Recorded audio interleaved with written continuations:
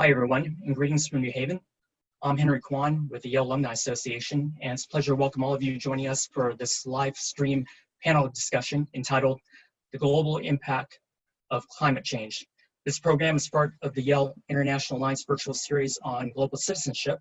The Yale International Alliance is an alumni-led shared interest group that serves as a hub to strengthen the Yale community worldwide and support efforts by alumni and friends to be more actively engaged global leaders. The YA looks forward to engaging with more internationally minded alumni, so if you're so inclined, please reach out to them. They can be reached at their email address at yaleinternationalalliance@gmail.com. As people and nations around the world continue to focus their attention on the coronavirus pandemic, there are concerns that efforts relating to climate change have waned. With 2020, this year marking the 50th anniversary of Earth Day, we continue to see very significant signs and indicators of how quickly our environment is changing. For instance, recently in areas north of the Arctic Circle, temperatures for the first time on record soared to over 100 degrees Fahrenheit or 38 degrees Celsius. Scientists have characterized this phenomenon as a 1 in a 100,000 year event. So what can we expect going forward? And what can concerned global citizens do to address, mitigate the threats of climate change and global warming? These are some of the salient questions that our distinguished panel of Yale alumni and World Fellows will explore in this program. Moderator of this discussion is Devrim Celal, who is a graduate of the Yale School of Management. He is the CEO of Upside Energy, a green energy software platform, and also serves on the Yale Alumni Association's Board of Governors. Devrim joins us from London. Devrim, it's a pleasure to turn this over to you. Thank you, Henry. Thank you for joining us, no matter where you're joining us from tonight. We have a distinguished list of panelists for you, here to discuss a topic. And fortunately, they all come from different disciplines, look at the same issues, but from slightly different perspectives, which is what I'm hoping will bring the color into our conversation this evening. Our topic also has changed in perspective since way back in January, February, when we were preparing for the March event. And we will try to bring that into our conversation as well. So we'll dissect global citizenship a little.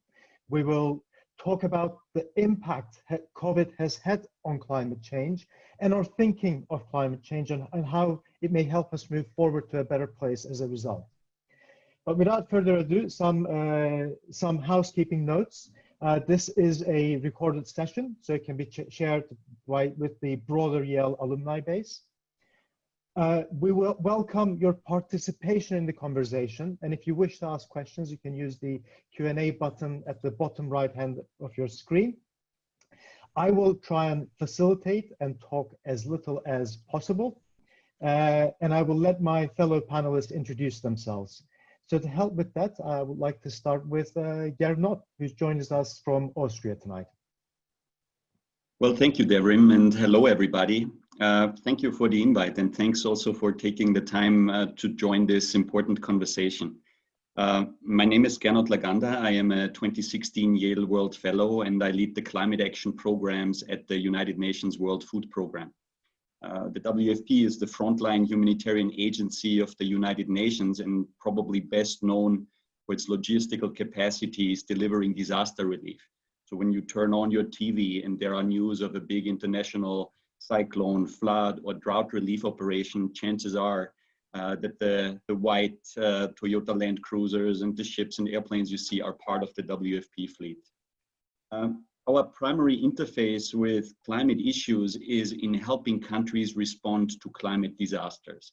And this is becoming more and more difficult because these disasters are happening more often and they are becoming stronger. At the same time, the amount of international humanitarian aid does not keep up with this trend, and the humanitarian needs are pretty much on a runaway train. This is why WFP has established a branch in the organization that complements the traditional skill set in the more reactive humanitarian sphere with one that focuses more on prevention. And in the terminology of many of these programs, you will find catchphrases such as building, disaster risk reduction, and climate change adaptation. So the views I will be bringing to this conversation is very much they are related to climate risk management and to the effects of global warming on the most vulnerable people we work with. And in WFP, we have a very stark metric that is linked with this topic, and this is the number of people who suffer from hunger as a result of climate impacts. Today, we have around 821 million people suffering from hunger. The primary drivers are conflicts, climate, and economic shocks. And the climate driver is becoming more and more prominent in these statistics, including through the way in which it relates with conflict. So I'm hoping that in the conversation today, we can engage a little bit on the approaches and solutions that can help us stem the tide and reverse this trend. Thanks. Thank you, Gernot. Tambi, would you like to go next? Sure. Hi, my name's Tambi Matambo. I graduated from the Yale School of Forestry and Environmental Studies in 2004. Now it's called the Yale School of Environment. So welcome, and I'm glad that, you know, quite a whole bunch of people have joined on this very important topic. I currently work as a senior environmental specialist at the World Bank Group, more specifically working and serving as an advisor on how best climate change can be integrated into the World Bank Group's work, pretty much on how we shape our partnerships with countries and making sure that climate change is a big part of that partnership, mainly due to the impact that climate change can have on investments that countries make, their own investments, and also investments from organizations such as the World Bank. Even though I work for the World Bank, I've also worked for other organizations, and I consider myself a global citizen. So a lot of my perspectives will be coming from me as a global citizen and a Yale alum. Thank you. Thank you very much, Tambi. Adrien? Good morning, everybody. My name is Adrian Crouton. I'm delighted to be on this panel. I am a Yale World Fellow from the 2011 class. I am a director at a company called NG Impact, in charge of sustainability solutions for the Americas. And NG Impact is the sustainability consulting arm of NG, which is the largest independent power producer. And NG has been going through a very interesting journey in the last 5 years. We started cutting our footprint about 5 years ago, reduced it by about 50%. The last couple of years continues. And the entity I work for within NG Impact was really set up to share that experience with other corporates outside and public institutions outside of the work that we do on ourselves, and bring what we have learned to other organizations. So I guess on this panel, the lens I'll be bringing is discussing the work we do with some of the big corporates or cities as we try to get them to be part of the journey for climate change, which I think we all very, very deeply care about. So thank you for inviting me. Thank you for joining us, Adrien. And Marc. Yes, thank you, Devrim. And good afternoon, good morning, good evening. My name is Marc DuBois, and I am a 1981 graduate of Yale undergraduate, go Silliman College. I was a philosophy major at Yale, and I promptly went off and joined the Peace Corps afterwards, and so became a global citizen quite a while ago. I'm part of this panel, I think, because for the last 20 years, what I've been working in is international aid, international humanitarian action. In 1999, I joined Médecins Sans Frontières, or Doctors Without Borders, and I worked with them for 15 years. I was the general director here in the UK. I'm based in London right now. For the last 6 years, I've been a freelance consultant and analyst in the humanitarian field. I'm also a senior fellow at the School of Oriental and African Studies. And what interests me most when I'm doing work is sort of a critical reflection on, how does this enterprise, humanitarian action, how does it work? What drives it? What are the incentives? And how does it deal with the sort of crises that it needs to on a global scale as an international sector? And I think that has a lot to do with, and quite a lot of insight from that, I think, would be helpful to this burgeoning sector that we now see coming into to deal with international, the international crisis around climate and environmental destruction. So, in addition to the fact, and Gernot explained that quite well, that humanitarian crisis now is very, very much intertwined with climate crisis. But I think for me, it's also about the way in which a sector is able to respond and internationalize, and this concept of global citizenship. So I'm very interested and looking forward to this conversation. Thank you, Marc. So Tambi, you are truly a global citizen, both your own history, the work that you do, but how important is it in your day-to-day work at World Bank? How does that help you? Yeah, thank you, Devrim. So I am Zambian, and I'm also Zimbabwean, and I'm also an American citizen. And I've worked both in Africa, lived in Southeast Asia for a couple of years, and now I'm back in DC working for the World Bank for a few years. For me, I think a global citizen is one who's aware that the world is interconnected and that we play our own roles in terms of the experiences and what we've learned from our various roles that we've played or have lived in different countries, bringing that into the workplace and ensuring that that aspect is really brought to the table when we're talking about international issues such as climate change. So it's a global issue, but then also at the same time, it's extremely important that, you know, it is addressed at a national level and the local level. And when you are a global citizen like me, those perspectives are very important and you bring that to the table.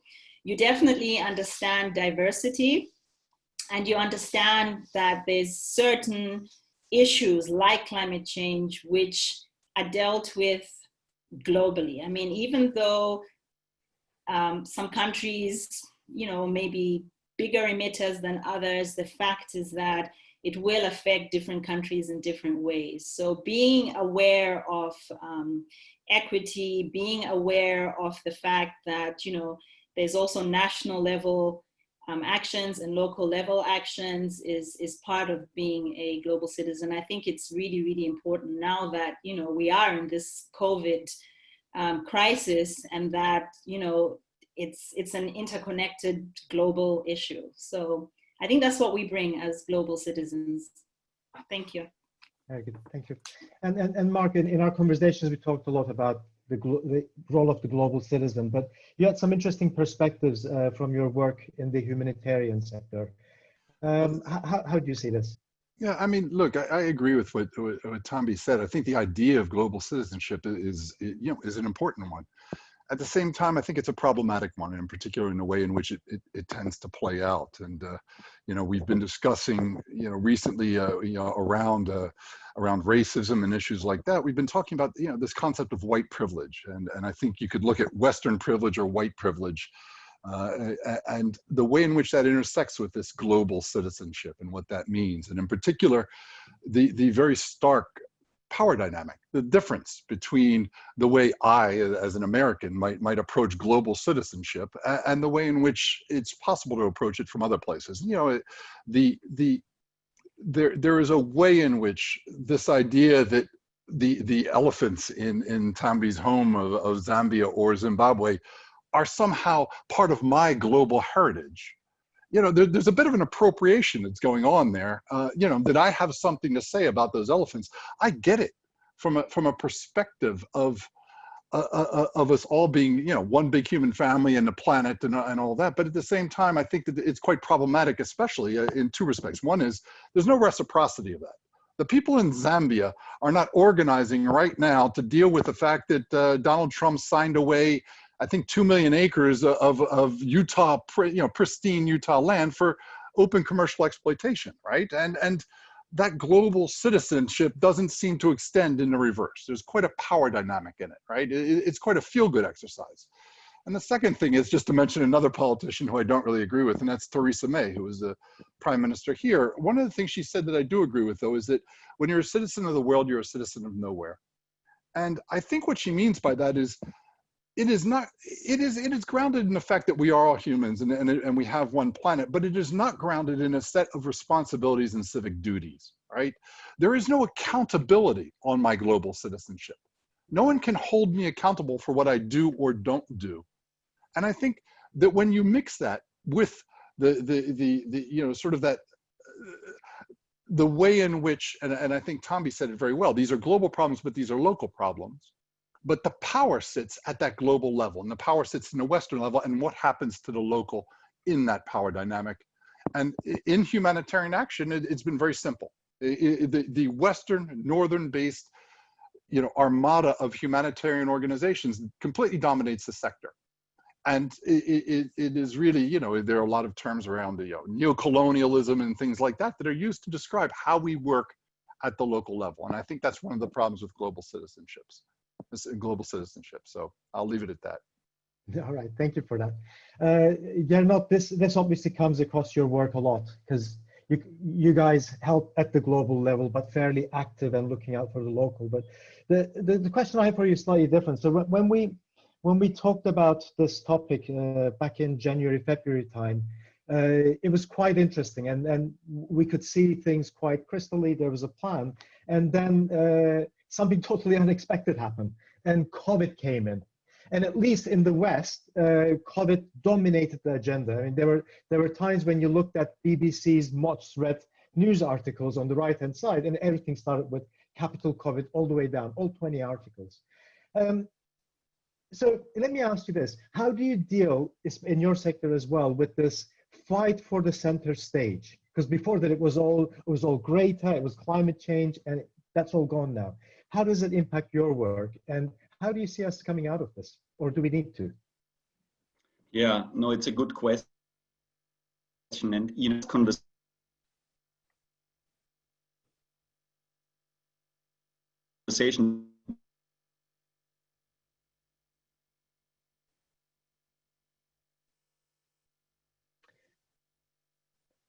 Okay, I guess this happens in very.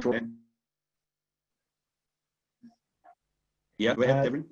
Sorry, Gernot, we lost you there for a bit. If you can take it from the beginning, that would be great.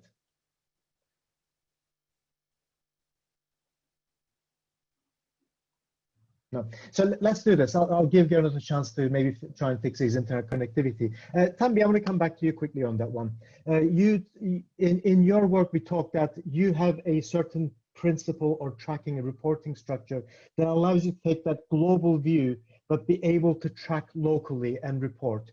Can you tell us how that may work, and maybe addresses some of the issues that Marc has? Yeah, I mean, Marc, your concerns are great, and that's why, you're a global citizen and you're able to see that, right? I mean, imagine somebody who's not a global citizen, and the way they would look at humanitarian issues is completely different to the way you just described it. I mean, even with climate change, right? There's this notion of, whose policies are being forced upon certain countries or local level societies, whose policies are these, and how much are really what the countries want to do at the national level, and how much is it that, is totally demanded by the global community. I did research, actually, because these questions for me are extremely important. My research at Yale was actually pretty much on this topic. What is it that changes policies, particularly environmental or climate change policies, at the national level? Is it the global? Is it the national level? Is it local? And what we found, at least for Zambia, was that it's an intersection of both, right? There was certain pressures at the national level and pressures at the global level that intersected at a particular time in a particular space that allowed some of these global issues to be integrated into national policy. So even though there's this power dynamic, which I totally understand, there's also a national level dynamic that also comes into play there. And and it's also a power dynamic. So it's not just the big, powerful global dynamic. There's also the national equity sort of dynamic that plays out at the national level. And so the work I do, at least at the World Bank, is, yes, taking these global level policies, which countries have signed up to, for better or worse, and pretty much seeing and making sure that they are integrated into national institutions, and how best to do that, right? A lot of the World Bank's work is very much country driven. And you can argue on that too, Mark, if you wanted to. But you know, there's a lot of players in the world now, you know, in the global world. We don't just have one or two big players who are influencing policies at the national level. And so what I see, at least as a global citizen, when I go back home, when I talk to other people in different countries, is that there is a lot more national level actions, like what is best for us, because you know, there's a choice now. And so I'm not downplaying the global level power dynamics, but I'm also, you know, sort of making sure that everybody understands that, you know, the world has changed. It has changed over the past few years, and the power dynamics are a little bit more different than they used to be. Okay, thank you for that. Gernot, shall we try again? Yes, we can certainly try. If we have another set of problems, I will just put the video out. Can you hear me okay? Yes. Okay. I mean, our last conversation, indeed, you know, it took place before the COVID crisis broke. And since then, we have learned quite a surprising number of things in a very, very short amount of time. And some of the things were not really pleasant to learn.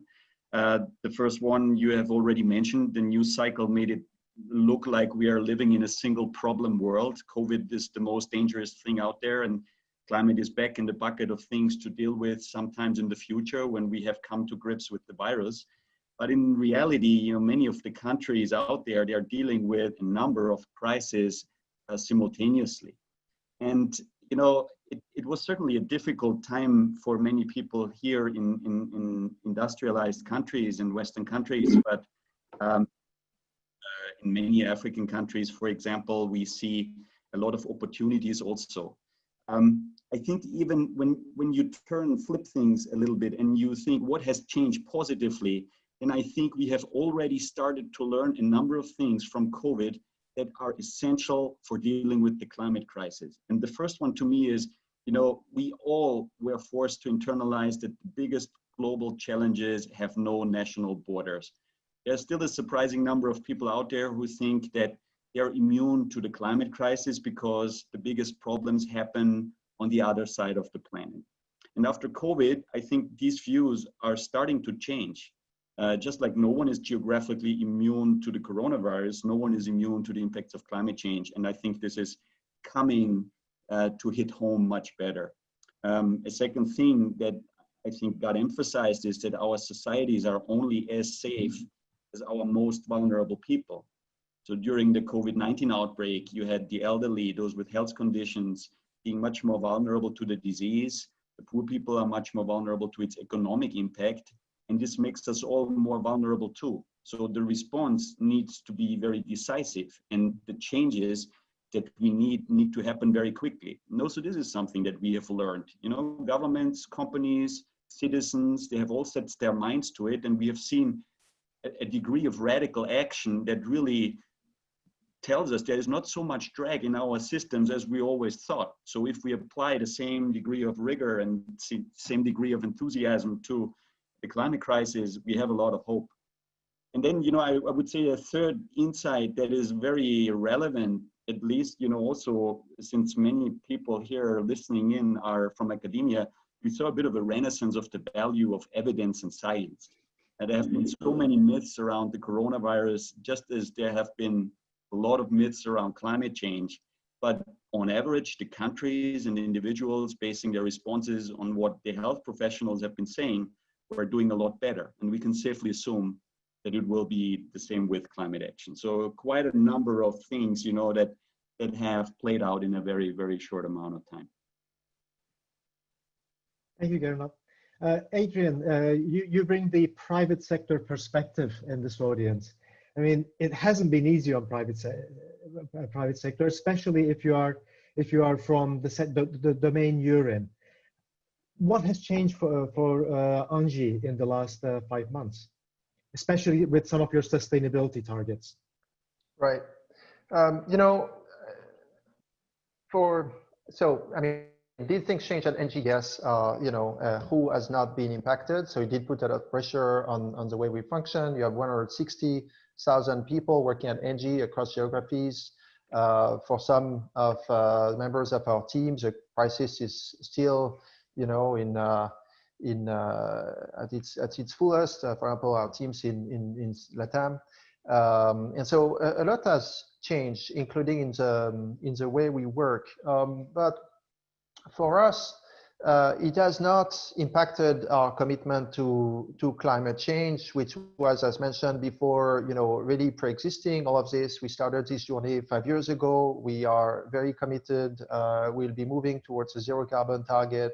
So for us, the crisis did hit us. But I think, as Gernot was saying, the fact that we had been focusing on resilience and in the context of climate has really helped us face the coronavirus crisis. And I think it's true for a lot of the organization we also serve as consultants supporting their efforts towards sustainability. I think COVID-19 places resilience at the center of strategies. Both require bold collective action, investment, rapid innovation, driven by data and science. And the companies who have been well anchored in this mindset have really benefited in their response to COVID and been able to act quickly and decisively. And I think that's been the case for us. I think that's been also the case for some of our clients. And so in a way, it's kind of a moral tale where, you know, we see organizations that have been, you know, building that awareness of the need to think about resilience. I think it has really prepared them to deal with the crisis in the right way, and it certainly has been the case for us. I think it has also, you know, reinforced our commitment to climate, and I think there too, you know, it's one, you know, among many unfortunate outcomes. It's one fortunate outcomes of that crisis. I think consumers have been kind of woken up to the importance of good corporates. There is an overwhelming support of consumers to brands that have adjusted to the crisis, that have protected their employees, that have partnered with the government, and that have worked to keep the public informed. And I think it's a strong endorsement for companies that are trying to do good on their climate work as well. And beyond the crisis, you know, hopefully it is soon behind us. I think this shift in consumer mindset is there to stay. Okay. Thank you. Thank you, Adrien. Marc, I want to go back to a little bit of the discussion around how do we organize to tackle climate change? And what's the effective structures around it? And we talked a little bit about, you know, big organizations may not work. We need to look at different solutions. And what are some of your views on that? Yeah, in some ways, I think that the best way to organize things is not to try and organize them with that question in mind, right? It's to have them develop organically to a certain extent. You know, large organizations have a power, you know, an ability to shape, you know, political decisions around climate regulations and things like that, that small local groups or less organized groups, but networks and movements, which I think are very, very powerful in terms of being able to react and being able to move. And, you know, as soon as you start to become essentially a corporation, not for profit, but a large organization, an agency, is a corporation with all kinds of structures inside, but also the incentives and drivers that are pushing your decisions are very much based in the market, right? You know, and this has an enormous impact on how you decide what to do and that ability to do it. So you have large organizations that we know, you know, in the sector, you have to keep the message simple. You have to create a narrative that we can solve these problems like this. Just give us your money and we will solve the problem. We will save lives. You know, we will deliver food to these people who are starving. And of course, the problems that we're trying to tackle here are much more complex than that. And yet the market will push in certain directions. The market will push you to save elephants and rhinos and to spend the last 20 years doing that while insect Armageddon and the disappearance of songbirds in our own backyards is completely unnoticed, right? And yet there's dozens of organizations that will deal with rhinos, and I have no problem with rhinos, right? You know, but That's the way the market pushes you. In humanitarian action, we have UNICEF, Save the Children, Plan, a lot around children. What about older people? There's one organization I know that, of any substantial size, Help Age. And that's market forces. That is, when you go out and you ask people for money for your cause, do you have the picture of an infant with flies on their face, a rather terrible, disaster porn image, but that brings money in. And somebody my age or much older, it doesn't create that. And that's, organizations are imprisoned to this. And it's very, very difficult to get around really trying to do something. Even as simple as you can sell, we just plant trees. But as it turns out, planting trees can actually have a negative consequence on the environment, right? If you do it the wrong way, if you plant monocultures of trees in the place of an actual forest that was there, you're actually, increasing carbon emissions into the atmosphere. And yet the market incentives push you in the direction of being able to stand up and say, we planted 1 million trees over there. And those things happen more on organizations than on what I think of as networks and movements. And I think those things just need to grow and in some ways resist that incorporation into formalized networks, which are essentially networks and pyramids of power. Okay. And what's the role of a private sector organization in this one? You're asking me? Yes. Oh. How do we get the private sector engaged? I mean, I'm one of those humanitarians that has been very moralistic and overly moralistic about the private sector, right? And in the end, I realized that we were basically part of the private sector. We just don't call ourselves that. Look, I think it comes down to the same thing, and that is what's really driving. When the private sector says we want to do some good here in the world, what is really driving it, right? And we know that there are some times where it is aid washing, where it is building the reputation of an organization, and we know that there's other corporations where it's very, very different. But again, it comes down to what is it that what is it that you're trying to do is have an impact, right? You're trying to better the environment, as opposed to we're trying to plant trees. And once you get into that mindset of we're trying to plant trees, it's easy to plant trees. It's not easy to plant trees in a way that has the impact you want it to have. And I think that what corporations are very good at, I think, is keep an eye on the bottom line. The problem with the humanitarian sphere and most of the public interest sphere is that there's no bottom line that you can count or calculate very easily. And so we use surrogates like the number of trees planted. And what it is that corporations are trying to do that way is very, very different for me. And one of the ways in which I think they can be very beneficial is they aren't waiting for the outside to give them money. They don't have to compete for the money. They're using their money to do good. And they should be able to tackle the problems that that depend on money aren't able to tackle, because we have to provide a whole bunch of hospital beds because that's visible and countable, and you can stand up in the press and say, we just delivered 1,000 hospital beds, and you take a photo of it. But that isn't solving the problem of why there's no hospitals in that country, right? The deep, underlying, complex, long-term solutions don't work well in the market that the humanitarian sector's in and that I know. But maybe for corporations they work. I don't know. Well, let's find out. Adrian, I mean, what drives an organization like UNGI to build a sustainability practice and to drive and to invest? Yeah, never good to speak after a philosophy major, but I'll give it a shot. Yeah, I mean, first of all, I preface what I'm saying by acknowledging I don't think there is a silver bullet. If you look at humanitarian organization, corporate organization, governments, there is one silver solution that works wonder. In the case of NG, the effort was really driven by the senior leadership of our organization. There was this vision that the pressures of the environment were too significant for us to not be part of this, and it was really coming from our then CEO Isabelle Cocher, and has been pursued by the current leadership of our group, fortunately, and that's fantastic. What has been more important, is to try and diffuse that that drive through the organization, which is very important to really create meaningful change. But if I look, at us and beyond us, I think there are a couple of pressures pushing corporates to act.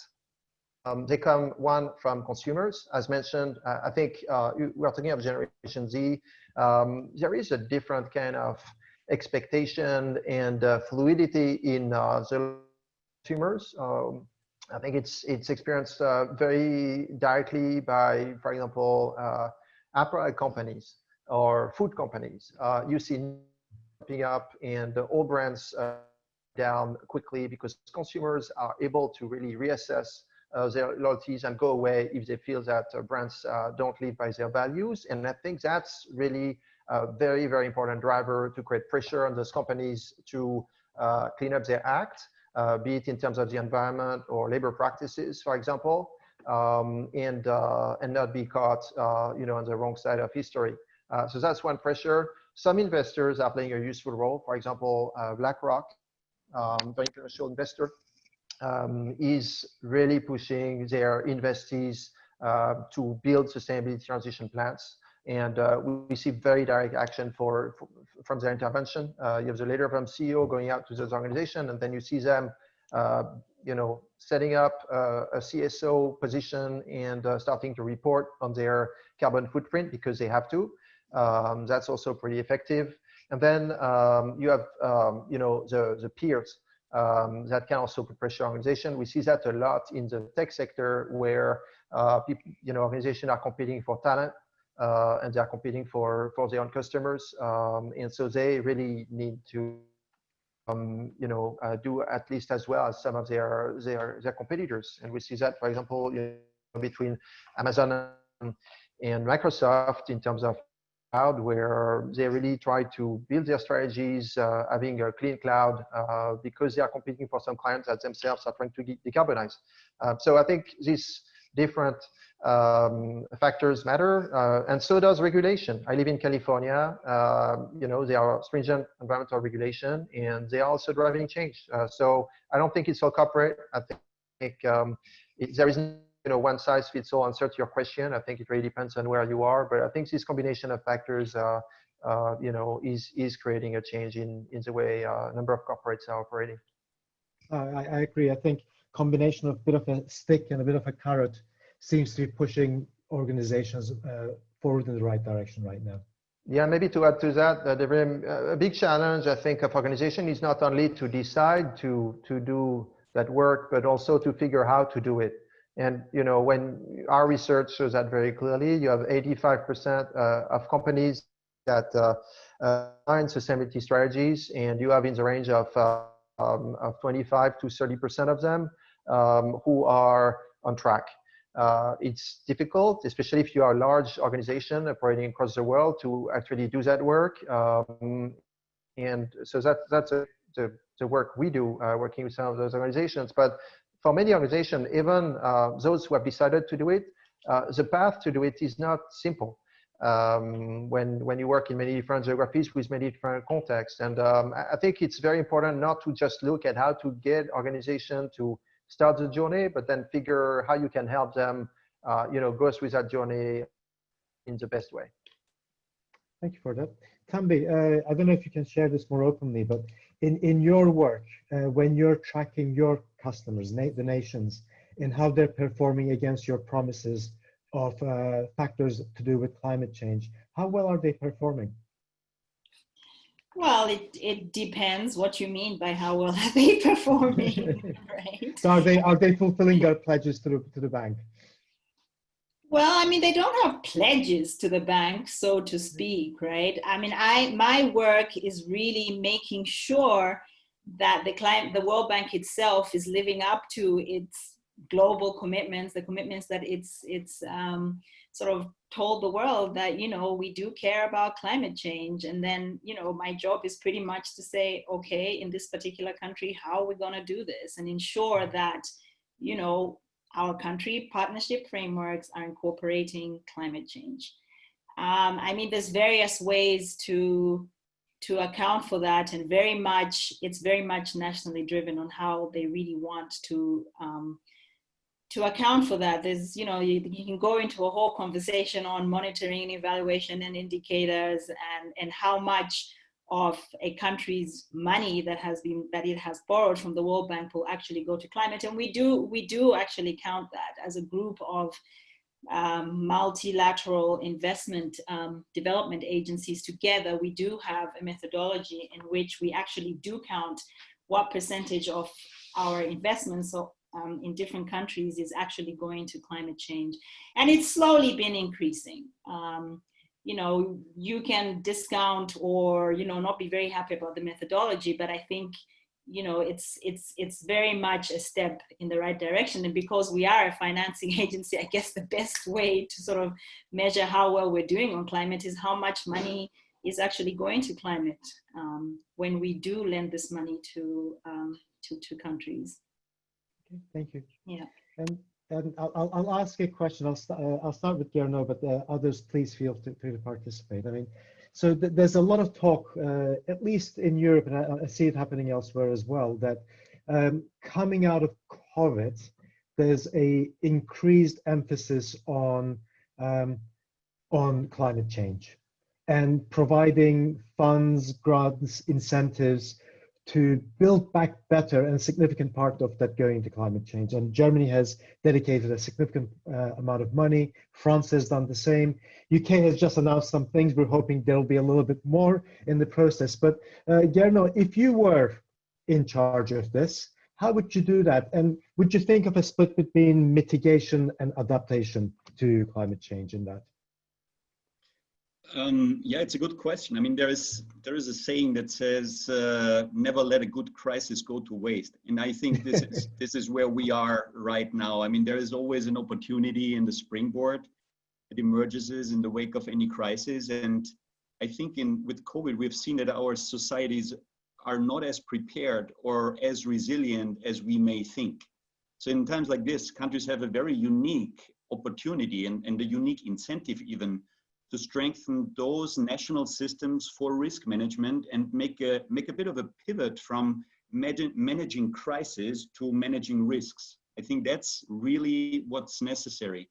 And the things governments need to manage public health risks are very often quite similar to the things they need to manage climate risks.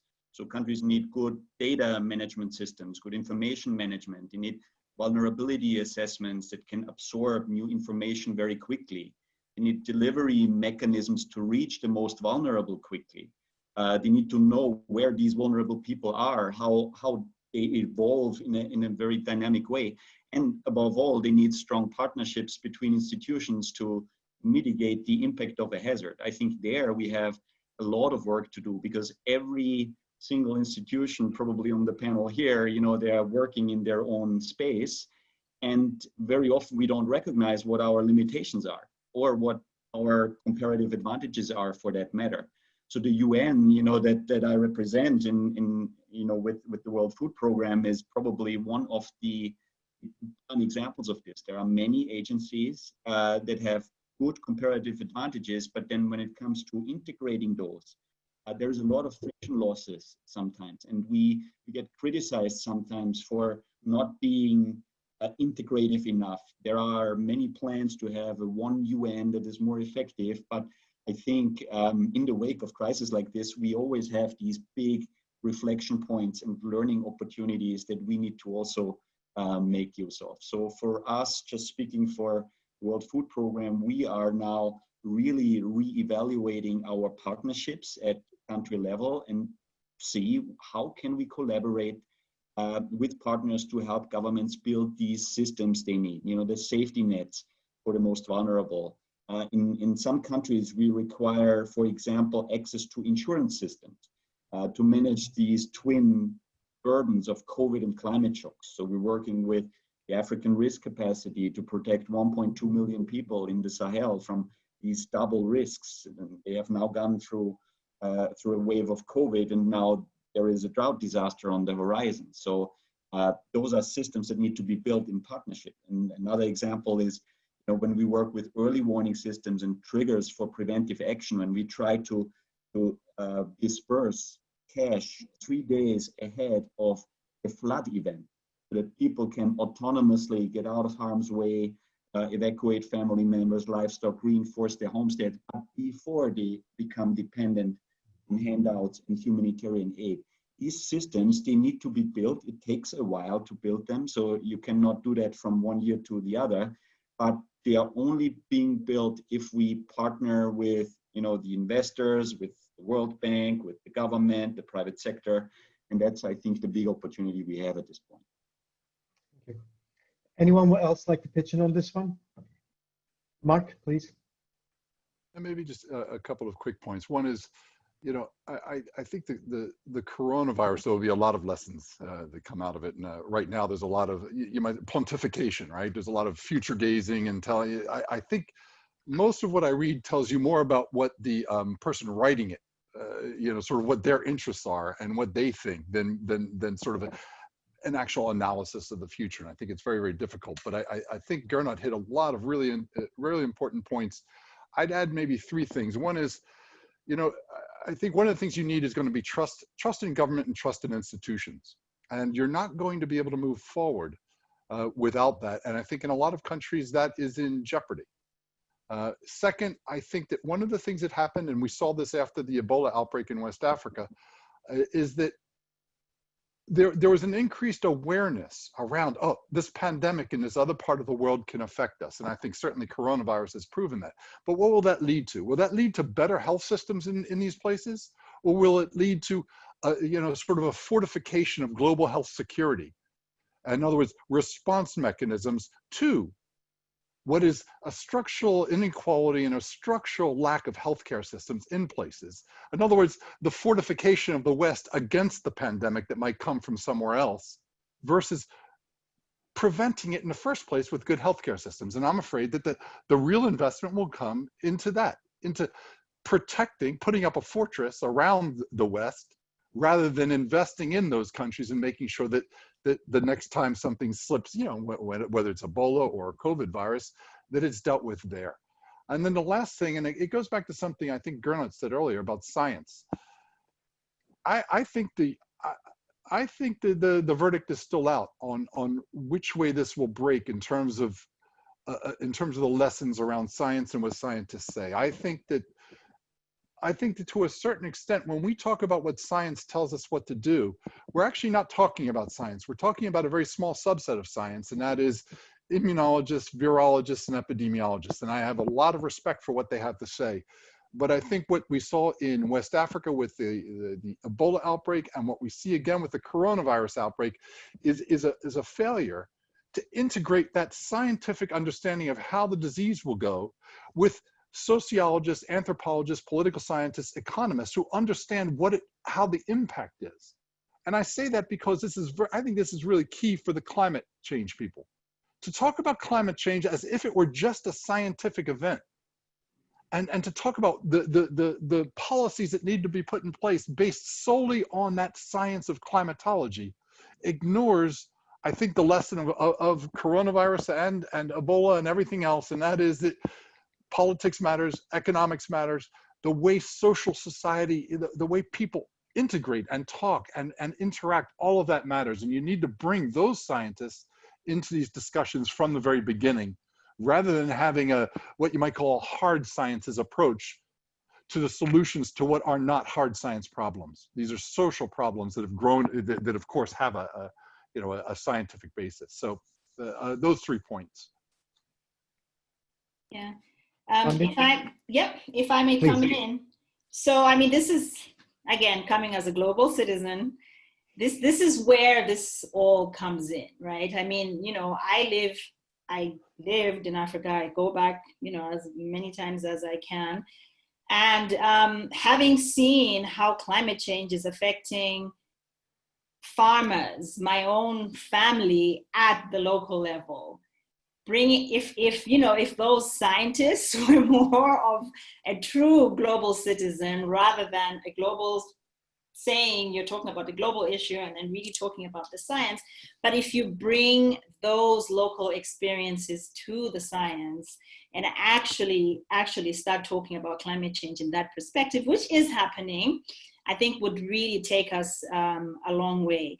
And also, I think the similarities between COVID and climate change is that different countries will respond differently and not equally to this crisis, the same way that the climate change issue is with these particular countries. And so I think what's happening with COVID and some of the similarities with climate change is that, you know, even though it's a global issue, a country can only react in the way that a country should act in its own interest for its own people.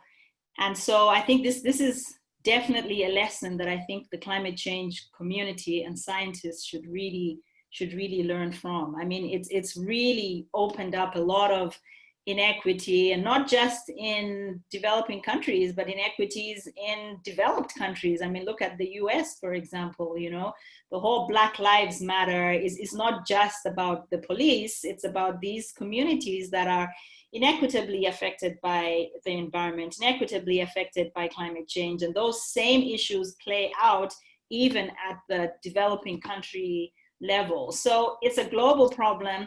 There's similarities in both the developed countries and the less developed countries. And I think COVID has really opened up a lot of insights into the inequality around the world. And so these are lessons I think that the climate change community can learn from COVID.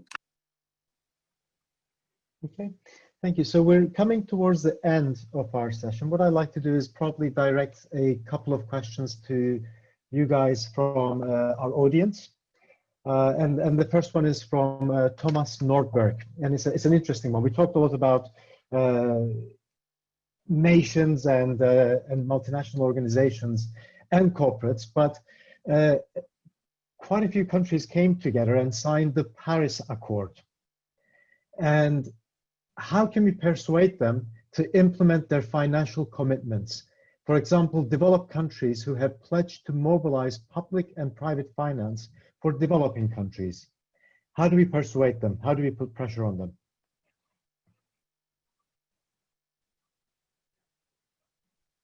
If I may, Adrian, please. That's just, I mean, the assumption behind this question is that the solution is necessarily coming from governments, national governments.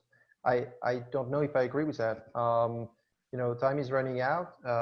In an ideal world, I'm French. You know, I'm all for a strong government. I think it's nice when you have those good centralized systems in place, but they don't always work. I've also lived and worked internationally. There are governments that are well equipped, some less well equipped, and then you have enlightened leaders and less enlightened leaders. And democracy, you would have at times leaders that are not enlightened, and time is running out for acting on climate change.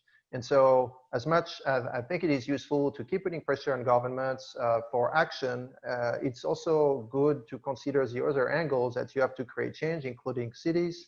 For example, the work that C40 is doing to kind of coordinate mayors across the world to act in cities that represent a growing share of the global population are very, very important in thinking about climate change and inequality. And corporations, corporations, as everything, you have good and bad corporations. But the good thing about corporations is that they are under the pressure of what I would see as growing consumer awareness. So I think it's generally pushing kind of corporate action in the right direction.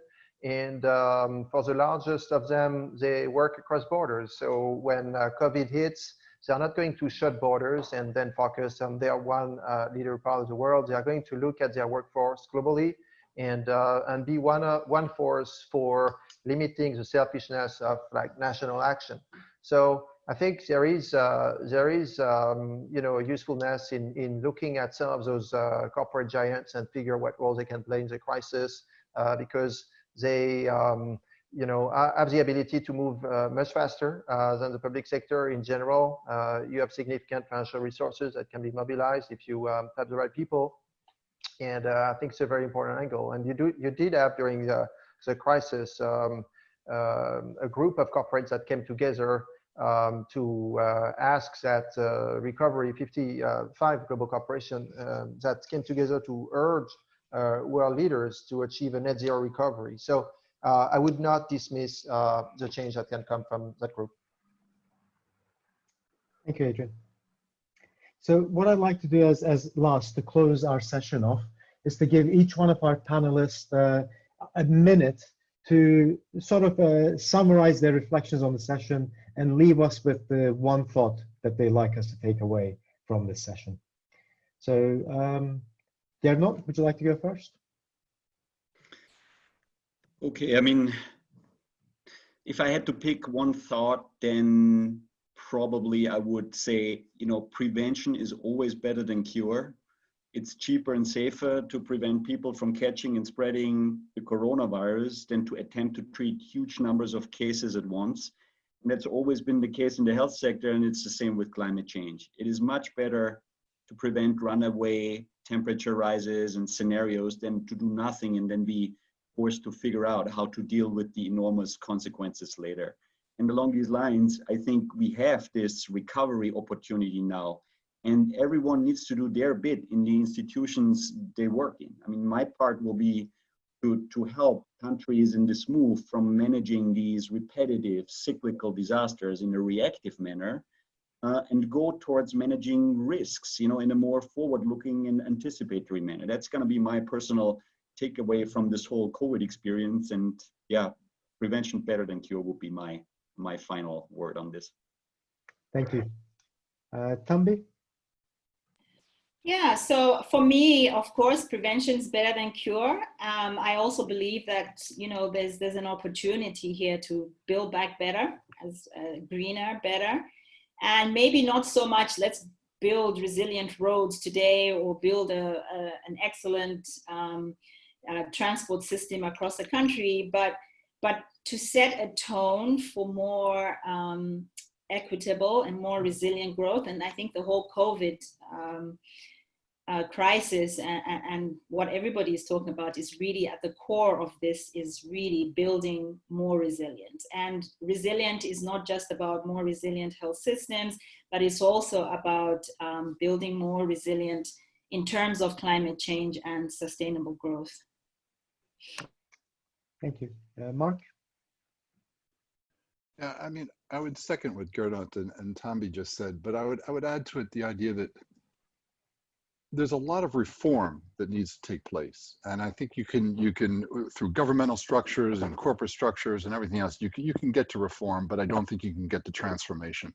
And I think on climate, you know, we need to get to transformation. And how do you do that? And I don't think you do it through organized government. I don't think you do it through necessarily large institutions. I think it's going to have to be a groundswell, and it's going to have to be an international groundswell and a very national groundswell and a very local groundswell. It cannot be, you know, what it often appears to be if you look at the media, and that is, you know, some Western 16-year-olds running around. I think that pressure starts, but it has to inspire people all across the globe, because you're going to have to push to do things that are very difficult. And I think the history of these things is that yeah, you would then end up getting a document signed and everyone then puts it away for a little while, right? And that all that document served was to take the pressure off.